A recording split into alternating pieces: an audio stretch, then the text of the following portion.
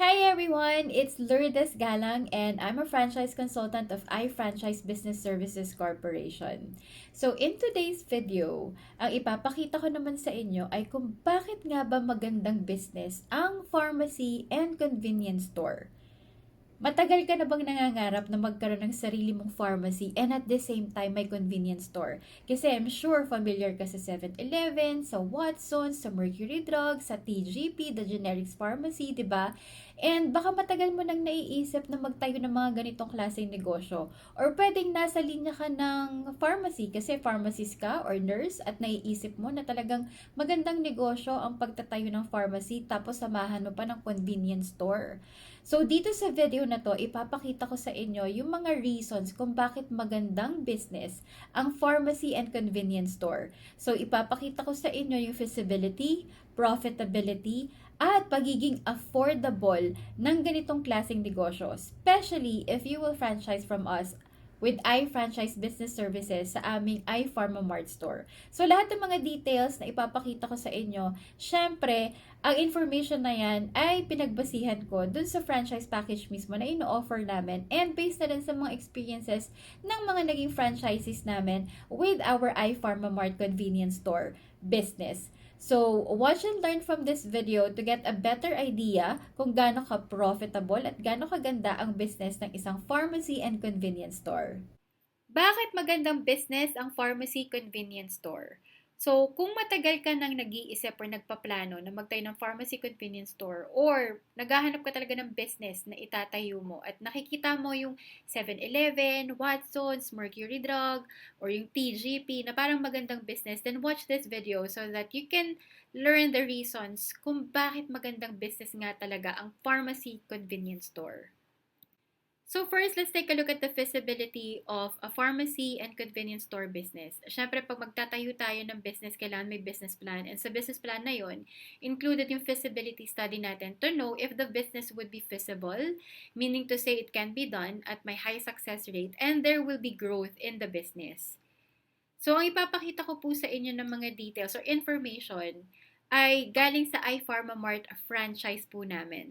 Just to give you at least a better idea kung gaano ka-feasible and gaano ka-profitable at affordable ang isang pharmacy convenience store business, especially if it's our iPharmaMart franchise that we're going to look at. So to show you the feasibility of a pharmacy convenience store business, again, sabi ko nga yung mga details na ipapakita ko sa inyo ay based sa iPharmaMart franchise po namin. So you can see here, ito po yung iPharmaMart namin that we opened sa iFuel Baliwag, Bulacan.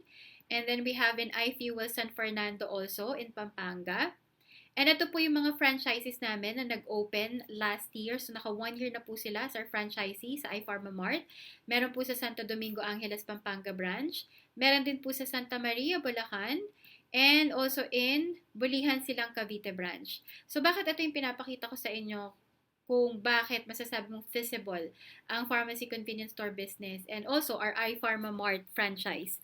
Kasi po, naka 1 year na po sila. So, meaning to say, it can be done na sustain ang business and it's profitable kasi hindi naman tatagal ng 1 year kung hindi profitable, kung hindi kumikita, di ba? Ang tendency kasi kapag hindi na kumikita, syempre, you would close that business. But this is to show you that our iPharmaMart, which is a pharmacy convenience store business, is sustainable and feasible. So, depende rin po talaga sa location and with our help, we can help you sa paghanap ng location or pagpili ng location kung saan magandang ilagay ang inyong iPharmaMart franchise or yung pharmacy convenience store business po ninyo. Now, let's take a look at the profitability of a pharmacy convenience store business. Siyempre, kapag sinabi nating feasible, kasama na dyan yung pagiging profitable ng business. So as you can see here on the table, may mga list po tayo ng mga generic medicines with their cost price, SRP, profit margin, and the percentage of your profit margin.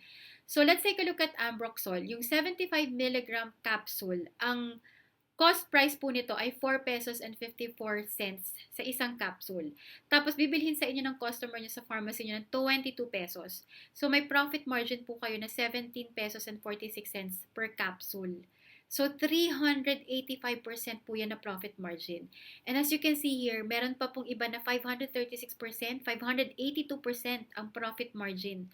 And in our next list, kung familiar kayo sa atorvastatin, as you can see here, ang profit margin percentage mo dito ay 410% sa isang 10 milligram tab, 348% naman sa 20 milligram tab. So nakikita nyo po sa table na to kung gaano kalaki yung profit margin na pwede nyong kitain sa mga generic medicines na ibibenta nyo sa inyong pharmacy.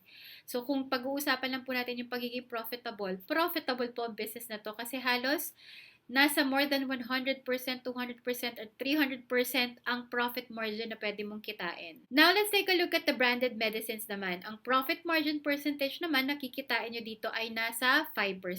So, with iPharma Mart, 70% po halos ay generic and 30% ay branded medicines. So now let's take a look at the sample projected return of your investment kapag nagtayo ka ng isang pharmacy with convenience store or kung pharmacy stand-alone only.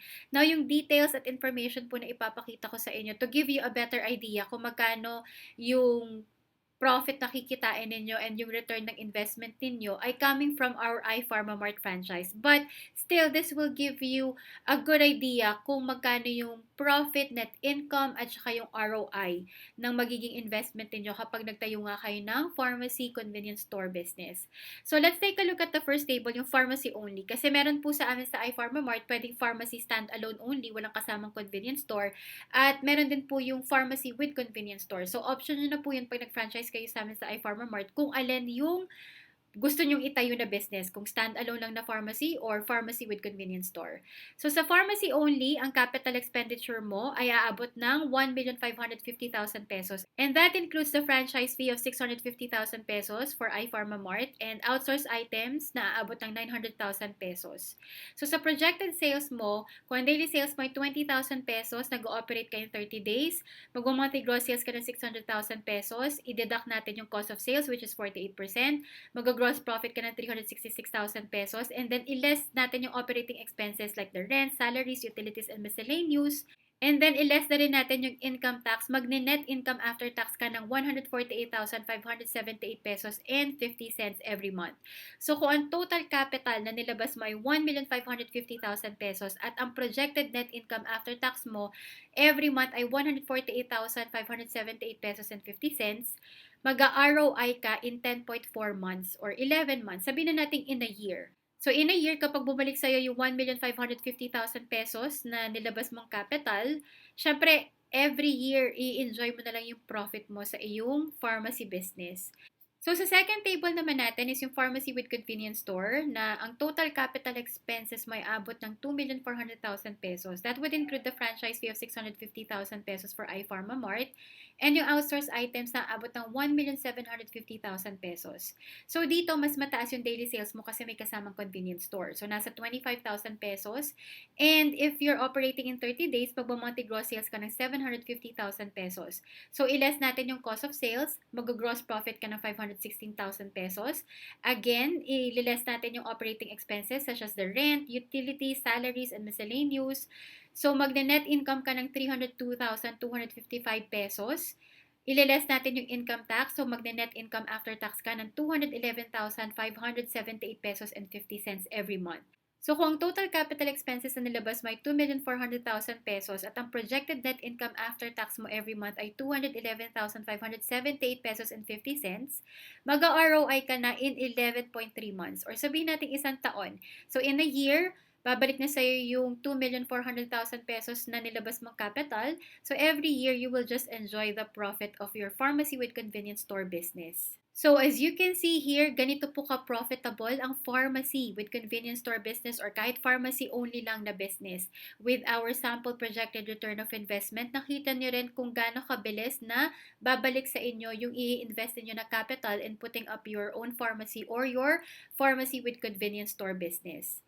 Now, let's take a look at the affordability of this business. Gaano nga ba ka-affordable to? So, nakita nyo na kanina kung magkano yung total capital expense na ilalabas ninyo. Now, just to show you kung gaano ka-affordable na mag-franchise sa amin para makapagpatayo ka ng pharmacy only or pharmacy with convenience store, ang franchise package lang po namin ay 650,000 pesos. And 5 years na po ang inyong franchise contract. Pag nag-renew pa po kayo, 50,000 pesos na lang.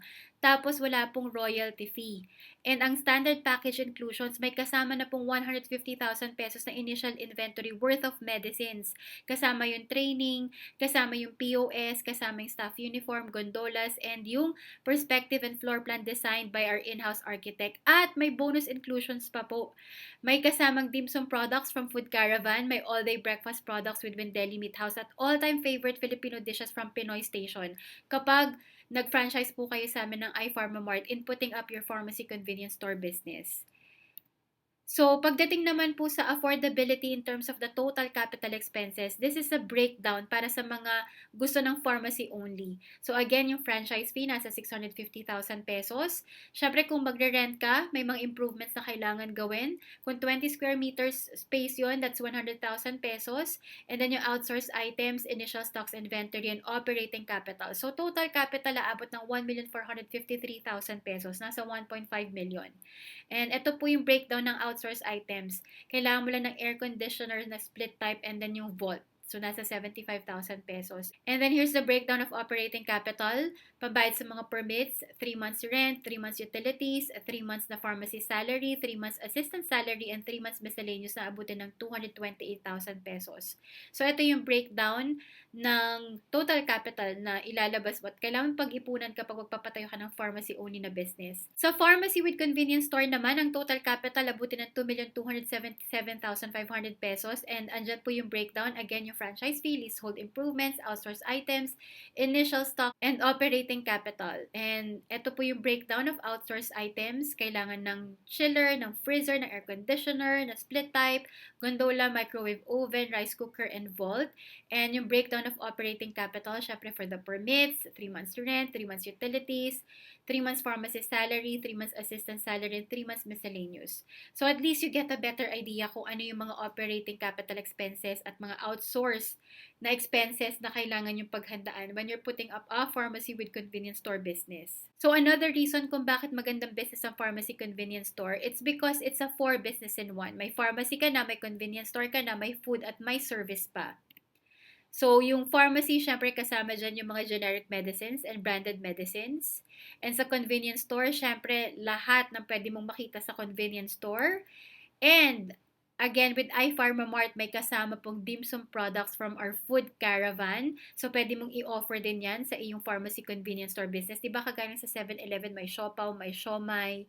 And then also, may Wendeli Meat House tayo na included. So, pwede ka mag-offer ng mga breakfast meals. Diba? Ganun din naman sa 7-Eleven. And ready-to-cook meals na included po sa inyong iPharmaMart franchise package na pwede nyo i-offer sa inyong pharmacy convenience store. Kasi sa 7-Eleven, nakikita rin po natin yan, di ba? Mabenta din po yung mga ready-to-cook meals na yan. So, yan po yung kagandahan ng ating business na pharmacy with convenience store or with iPharmaMart franchise mismo na may 4 business in 1 ka. So, para sa mga nakapag-decide po ngayon dyan na magtayo ng kanilang pharmacy convenience store business at mag-franchise, especially sa iPharmaMart, ito lang po yung steps na kailangan nyo i-follow. First is to submit letter of intent and fill out iPharmaMart franchise application form which I can send to you. And payment of the franchise investment and signing of the franchise agreement. And then pang third is to prepare for your franchise store training. So if you have any questions regarding our iPharmaMart franchise or interested kayo na mag-franchise ng iPharmaMart, just message me, contact me directly at 0970-641-1373 or email me at ifranchise@inquiry@gmail.com. So this is Lourdes Galang. So now that you have finished watching our video presentation for pharmacy and convenience store business, nakita nyo yung profitability, affordability na ino-offer namin sa iPharmaMart franchise package. At nakita nyo rin kung gaano ka-feasible ang business na ito. So now if you're interested to be one of our franchisees for our iPharmaMart franchise, just message me directly so I can help you get started.